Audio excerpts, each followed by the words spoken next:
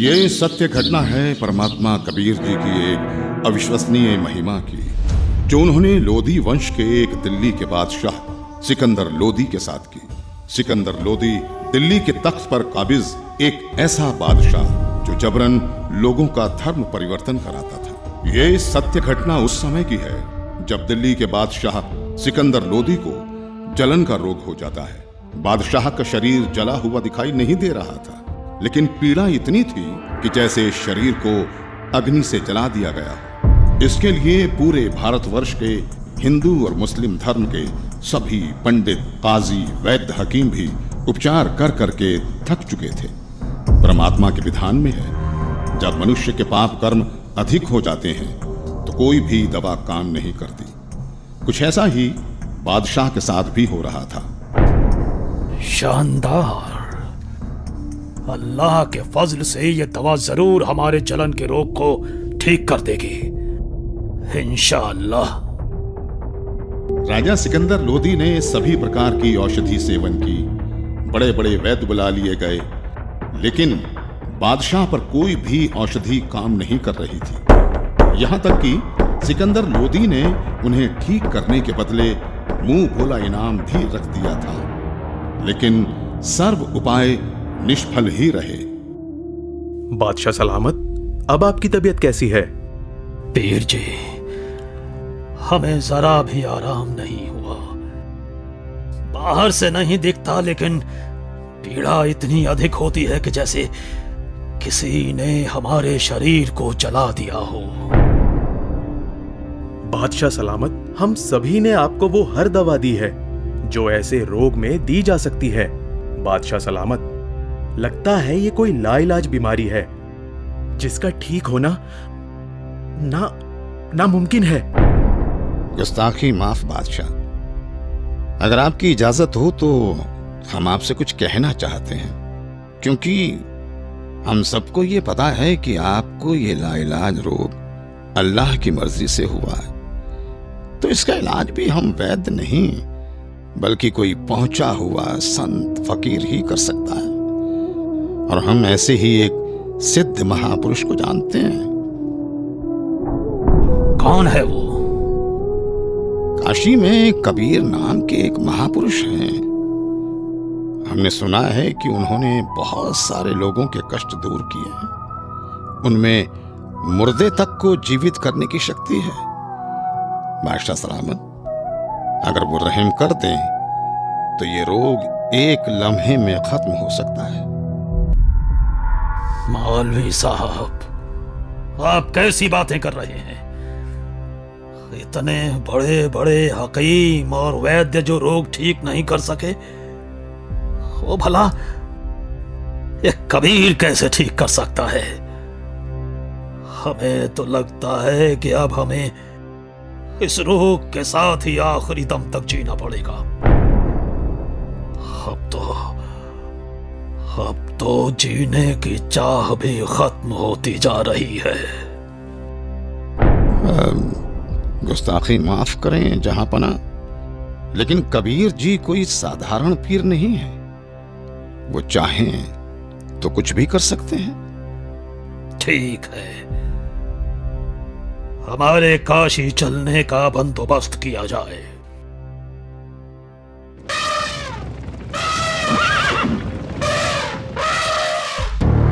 काशी नरेश महाराज वीर देव सिंह बघेल की जय हो। कहो दूत, क्या संदेश लाए हो?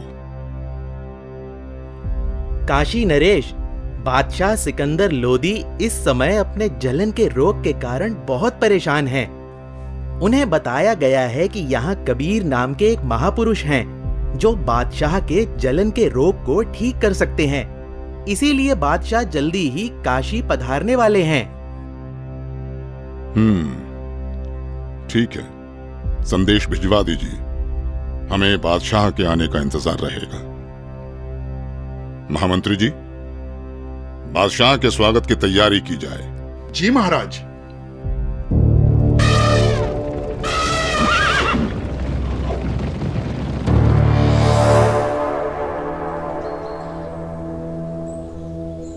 बादशाह सलामत, कृपया भोजन ग्रहण करें। वीरदेव, मैं तुम्हारी खातिरदारी से बहुत प्रसन्न हूं, लेकिन मैं कुछ भी खा नहीं सकता। मैं अपने जलन के रोग से बहुत ज्यादा परेशान हूं। इस समय पूरे जहां में हमसे ज्यादा दुखी कोई नहीं। मुझे मालूम हुआ है कि यहाँ काशी में कबीर नाम के कोई संत हैं। आप उनके बारे में जरूर जानते होंगे, इसलिए मेरी ख्वाहिश है कि आप हमें कबीर जी से मिलवाओ। सुना है इस पृथ्वी पर केवल वही एक हैं जो मेरे इस रोग को ठीक कर सकते हैं। वरना अब केवल आत्महत्या करना ही बाकी रह गया है। बादशाह सलामत, अब आप बिल्कुल ठीक जगह आ गए हैं। निश्चय ही अब आपका जलन का रोग ठीक हो जाएगा। ऐसी क्या खास बात है उन कबीर में, वीरदेव? हे दिल्ली के सम्राट, कबीर जी कोई साधारण व्यक्ति नहीं है, बल्कि भगवान खुद ही कबीर जी के रूप में आए हैं। यदि कबीर देव जी की दया दृष्टि हो गई तो समझो आपका कष्ट हमेशा हमेशा के लिए दूर हो जाएगा। इंशाअल्लाह। वीरदेव, अगर ऐसा है तो जल्द से जल्द उस संत को हमारे पास लाया जाए। आपका आदेश सर आंखों पर बादशाह सलामत। लेकिन मेरी अर्ज है आपसे। बेफिक्र होकर कहो। बादशाह, कहते हैं कि संत को कभी आदेश देकर नहीं बुलाना चाहिए, और कबीर प्रभु जी तो संतों के संत हैं। फिर भी यदि हम उन्हें आदेश देकर बुलवा भी लें और उन्होंने आपके रोग को दूर करने की कृपा ही नहीं की, तो फिर उनका आना ना आना एक समान होगा।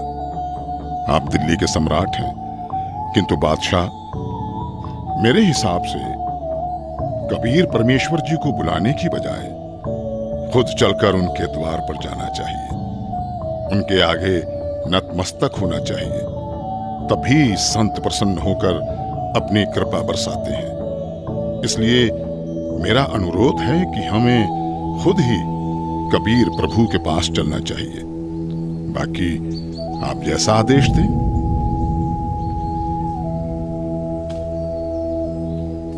ठीक है, मुझे अभी कबीर जी के घर ले चलो। मैं अभी के अभी कबीर जी से मिलना चाहूंगा। बादशाह सलामत, कबीर प्रभु जी रोज शाम को अपने गुरु रामानंद जी के पास जाते हैं, जहां वो सभी भक्तों के साथ मिलकर आरती किया करते हैं। अभी हमें श्री रामानंद जी के आश्रम ही चलना होगा। इंशाअल्लाह। हे परवरदिगार, लाज रखना। आपके दर्शनार्थ आश्रम की ओर निकल तो पड़े हैं, किंतु वहां तो स्वामी जी ने मुसलमानों का अंदर जाना वर्जित किया हुआ है। दया करना भगवान।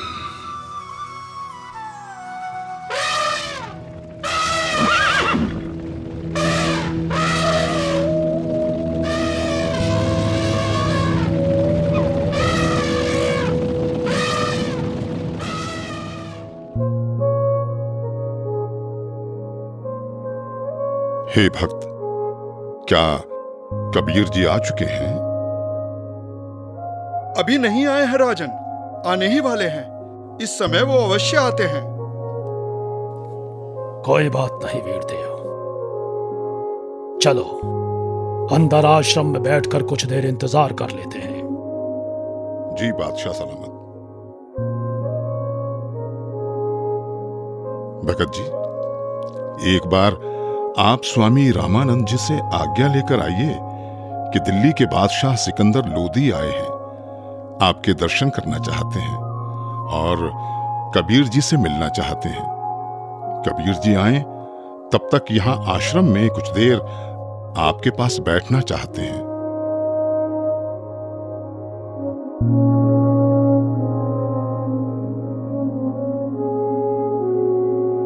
प्रणाम गुरुदेव। गुरुदेव, काशी नरेश वीर देव सिंह और दिल्ली के बादशाह सिकंदर लोधी आए हैं। उनको कबीर जी से मिलना है। उनके आने तक वो आश्रम में बैठकर इंतजार करना चाहते हैं। क्या कहा? सिकंदर लोधी? जी गुरुदेव। उन मांस खाने वाले पापी मुस्लिम मलिच्छों के लिए यहाँ आश्रम में कोई जगह नहीं। कह दो उसे कि बाहर ही इंतजार करे।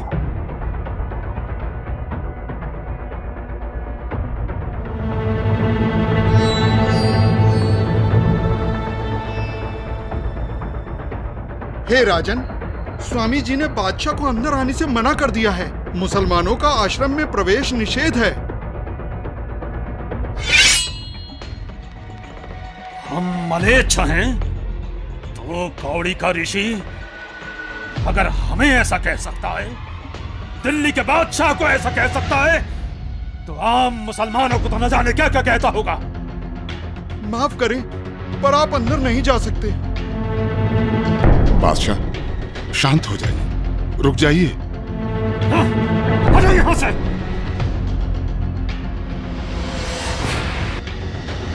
रामानंद हमें काफिर और मलेच्छ कहता है। अभी बताते हैं तुझे कि हम कौन हैं।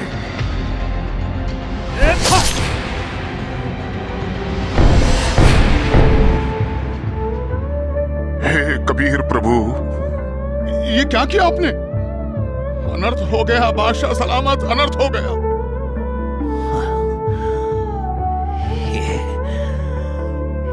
ये मैंने क्या कर दिया? मैं निहायत ही नीच किस्म का व्यक्ति हूं।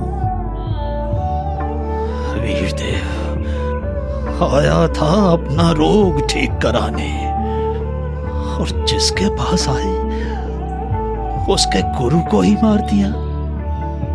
या अल्लाह, कितने गुनाह किए हैं मैंने, माफ कर दो मुझे।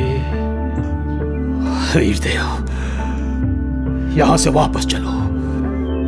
कबीर जी अब कभी मेरे रोग को ठीक नहीं करेंगे। अगर मैं उनके सामने रहा तो वो जरूर मुझे बद्दुआ देंगे। इसलिए यहां से अभी के अभी चलो। जैसा आपको सही लगे बादशाह, चलिए।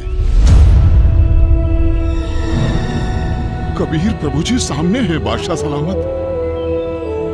दो राजा एक साथ?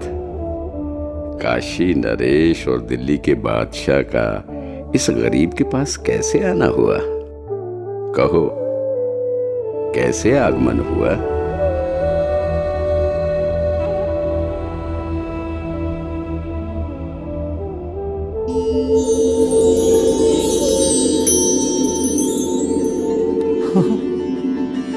मेरी जलन, मेरी जलन तो ठीक हो गई।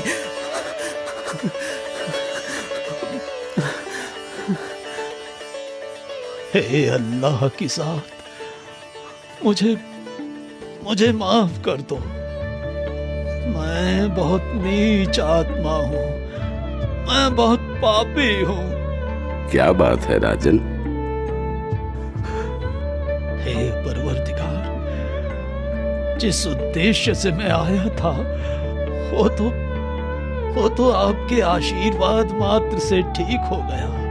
मेरे शरीर में जलन का असाध्य रोग था, जिसका कोई उपचार नहीं हो रहा था। उस भयंकर पीड़ा को आपने पल भर में दूर कर दिया परवरदिगार। लेकिन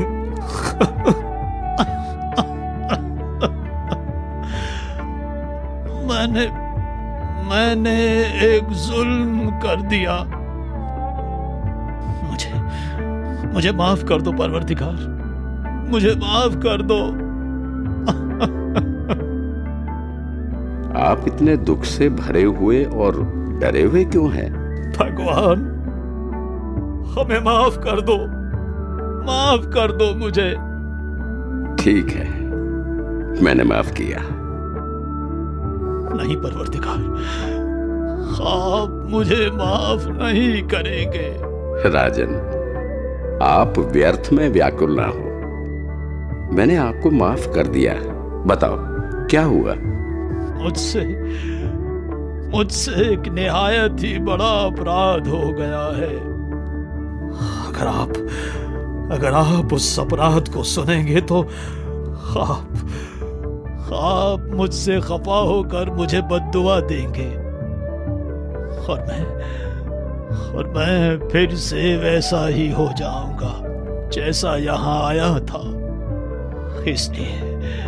इसलिए मैं खौफजदा हूं। आखिर ऐसा क्या हुआ है बादशाह? रामानंद जी ने काफी तीखे अल्फाज बोले और मेरे पर पहले से ही बादशाह होने का नशा हावी था। मुझे गुस्सा आ गया और मुझसे उनकी हत्या करने का अपराध हो गया। मालिक, आप तो खुद ही अल्लाह की जात हो, सबके जहन की बात जानते हो। बादशाह, सच तो ये है कि कोई किसी को नहीं मारता। स्वामी जी की मौत आज होनी थी और आपके हाथों से ही होनी थी। ये पहले से ही निश्चित था। कोई बात नहीं, मन को दुखी मत करो। जो होना निश्चित था हो गया। लेकिन अब ऐसे मत जाना, स्वामी रामानंद जी का अंतिम संस्कार करवाकर ही वापस जाना, नहीं तो प्रजा आपको बहुत बुरा भला कहेगी।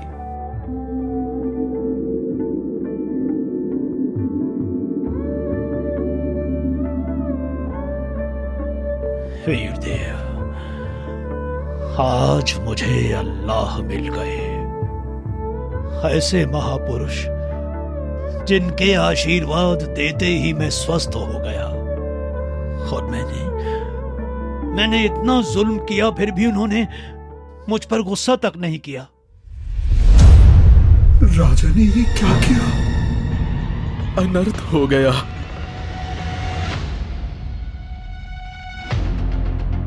कबीर जी आ गए।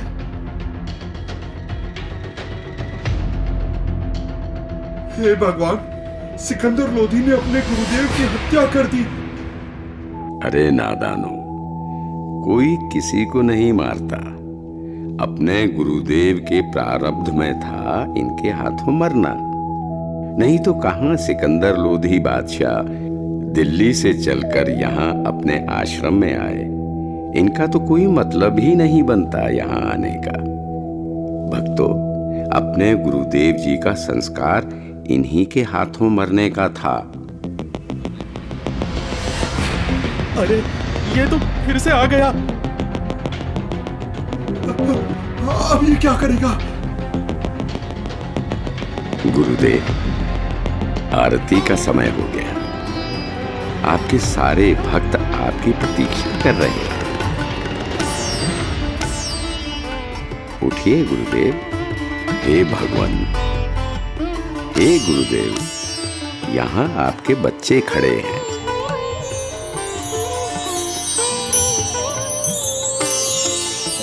भगवान, बंदी छोड़ कबीर साहेब की जय हो।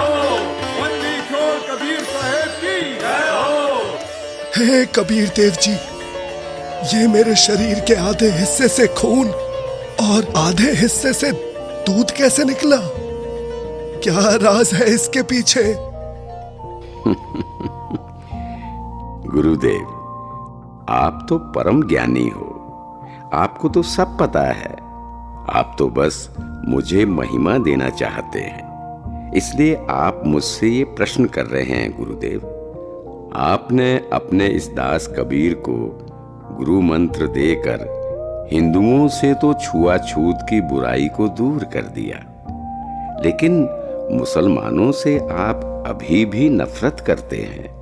गुरुदेव, कोई भी जाति, धर्म, मजहब बुरा नहीं होता। लोग बुरे हो सकते हैं, हम उन्हें सही रास्ते पर ले जाने ही आए हैं। हम उनकी बुराई को दूर करेंगे, ना कि उन्हें खुद से दूर करेंगे। आप अभी तक मुसलमानों से नफरत करते हो, आप मुक्ति प्राप्त नहीं कर सकोगे। मैंने तो अपना सारा जीवन ही मुक्ति पाने के मार्ग में लगा रखा है। अब मैं क्या करूं? हे भगवान, मुझ पर दया करो। राजन, मैं तो बहुत ही निकृष्ट इंसान हूं। पहले भी मैं ब्राह्मणों के अलावा किसी को अपने पास नहीं आने देता था, और अभी भी मेरे अंदर ये दोष था कि मैं मुसलमानों से नफरत करता था। लेकिन आज परमात्मा कबीर जी की कृपा से मेरे मन से ये मैल चला गया। दुनिया के लिए मेरे शिष्य बनकर लीला कर रहे हैं, किंतु सच तो यही है कि ये सर्व सृष्टि रचनहार है, और मैं भी इन्हीं की शरण में हूं। राजन, मैंने तुम्हें बहुत बुरा भला कहा, मुझे क्षमा करना। मुझे माफ करें गुरुदेव, मैं एक नीच इंसान हूं। मैंने भी बिना सोचे समझे आप जैसे महापुरुष की हत्या कर दी। वो तो मेरी खुशकिस्मती है कि आज मुझे परमात्मा कबीर देव जी के रूप में खुद अल्लाह ही मिल गए। मेरा भी न जाने कौन से जन्म का पुण्य फल उदय हुआ कि मुझ नीच को आप कबीर प्रभु मिल गए। मैंने तो अपने आप को मनुष्यों में सर्वश्रेष्ठ मान लिया था, लेकिन आपकी लीला से मुझे पता चला कि मैं तो कितना निकृष्ट था। आपने ये लीला मुझे सतमार्ग पर लाने के लिए ही की है। मैं तो धन्य हो गया। बंदी छोड़ कबीर साहेब की जय हो। बंदी छोड़ कबीर साहेब की जय हो। बंदी छोड़ कबीर साहेब की जय हो। इस तरह परमात्मा कबीर देव जी ने न केवल सिकंदर लोदी बल्कि गुरु रामानंद जी को सतमार्ग दिखाया और उन्हें मुक्ति की तरफ ले गए। ये अनमोल ज्ञान जगत गुरु तत्वदर्शी संत रामपाल जी महाराज के सत्संगों का अंश मात्र है। संपूर्ण आध्यात्मिक ज्ञान के लिए सुनिए संत रामपाल जी महाराज के मंगल प्रवचन।